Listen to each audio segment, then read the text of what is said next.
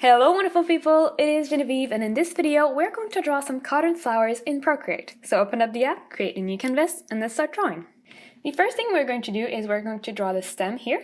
So go ahead and create a new layer and pick a really nice dark brown color. I'm personally going to be using my Ultimate Watercolor brushes, and as usual I will link them in the description below along with a promo code just for you guys if you want to check them out. But feel free to follow along using your favorite brushes if you're not necessarily looking to get a result that looks like watercolor. So anyway, pick a nice dark brown color. And if you do have the Ultimate Watercolor brushes, go ahead and pick the Dark Edges Watercolor. Otherwise, just pick a solid brush. And the way the stem works is you have a bunch of different straight sections. So just start by drawing one straight section here. And out of that section, you're going to draw one secondary branch, which is where the cotton flower is going to be. And then you're just going to drag that one over the first branch. You're then going to draw a second section that has a slightly different angle, but again is straight, just like this. And then you're going to draw another secondary branch where your cotton flower is going to be, so just like this. And once more, you're going to drag right down to the bottom. You can repeat this step how many times you want, depending on how long you want your branch to be and how many cotton flowers you want. I'm going to repeat it once more. So one more straight section that just kind of connects here, and then I drag it down to the bottom. And for this one, I'm not going to add like a secondary branch because the cotton flower is just going to be straight up here. You can also add some little pointy bits here just to add a bit more texture.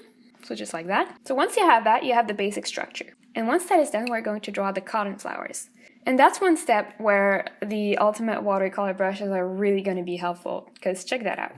If you go and pick the color shifting brushes here, as well as a like really light beige, slightly gray type of color, and you set the brush to fairly big, and we're also going to create a new layer.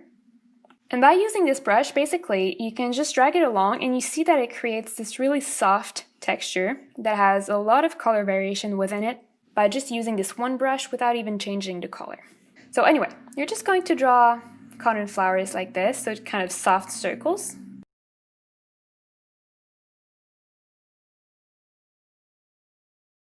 And you can always resize them. For example, I think this one is a bit too big, so I'm just going to use the selection tool here, set to freehand, and using the arrow tool, I'm just going to make it a bit smaller. And you're then going to use the eraser tool, and if you tap it twice, you're going to be able to access the brush library. And once again, we're going to grab the color shifting brushes, or any brush that has soft edges. And what we're going to do is we're going to erase sections in the cotton, because if we look at the example that we had at first, you can see that the flowers are kind of made with like 5 cotton balls that are all connected together. So we're going to recreate that here by just erasing like some ovals in the shape that we just created. And that way you can see that the balls look a bit more three-dimensional as opposed to just like this paint blotches. So yeah, you basically just have to erase 3 oval shapes and then just kind of at the top erase 2 more, and that's going to create your different sections. So 3 at the front, and then 2 little small ones at the top. So now that we have the actual cotton part of the flower, we're going to add some shriveled leaves at the bottom. So go ahead and create a new layer. And for the leaves, we're going to select like a burnt orange type of brown. And I'm going to use the soft grainy watercolor, but again, you can use any brush that has hard edges. And the way to draw the leaves is really easy. So you see we have some indents that are a little bit darker between the spots that we erased. And that's where you're going to draw some sort of a leaf shape here. And you can draw some on the sides as well here, they just connect. And it looks really good as well when you kind of have them overlap, especially if you're using watercolor brushes. So go ahead and draw them and overlap them. And you can also have some that are just kind of falling down. And we're also going to add some that kind of poke through around the top. And you're going to do that on both other flowers as well. So feel free to pause the video to do that, and I'm going to meet you at the next step. So once you added these type of shriveled leaves around the flowers, we're going to add a little bit more details that are going to make the piece totally pop. And the first one I'm going to add are watercolor splatters. So go ahead and create a new layer. And we're going to set this layer to linear burn. So go ahead and click on this N here and just select linear burn here. And if you don't have the watercolor brushes, just skip to the next step. Otherwise, you're going to pick the splatter brush here. And with your same brown that you just used for the leaves, you're just going to add a few splatters around your piece, just like this. So once that is done, all we have left to do is to add the modern type of elements that we had in the example here. And the way to do that is once again to create a new layer. This one we're going to put it below everything. So if you just click on it, you're going to be able to drag it. And for this, we're going to pick the same kind of brown, but we're going to make it a bit more gray, so less saturated. And we're going to pick the thin intense watercolor brush or any inking brush that you have. And at this point, you can totally get super creative. What I like to do is draw one main stem here first. And then I zoom in and I draw some really long pointy leaves, just like this.